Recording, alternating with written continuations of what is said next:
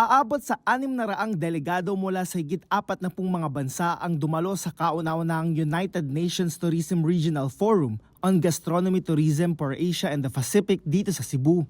Kasama dito ang mga kinatawan mula sa Thailand na layong palakasin pa ang ugnayan sa Pilipinas. Lalo na't maraming pagkakapareho ang dalawang bansa pagdating sa pagkain, lifestyle, kultura at maging sa mga tourist destination.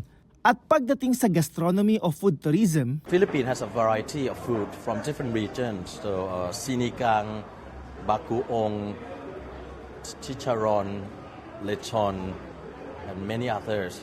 And then we have also a variety of food as well from different regions of Thailand.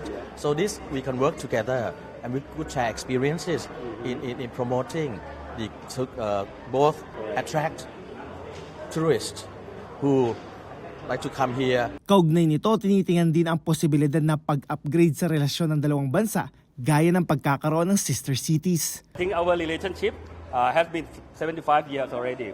We need something to tighten our relationship, and we will really love and looking forward to have further and improvements of our tourism country. Kasama sa panukala nila ay maisama ang Pilipinas sa kanilang tourism program. And between Thailand and Philippines, we promote two countries, one destination, meaning promoting tourism together. We share 500,000 tourists every year.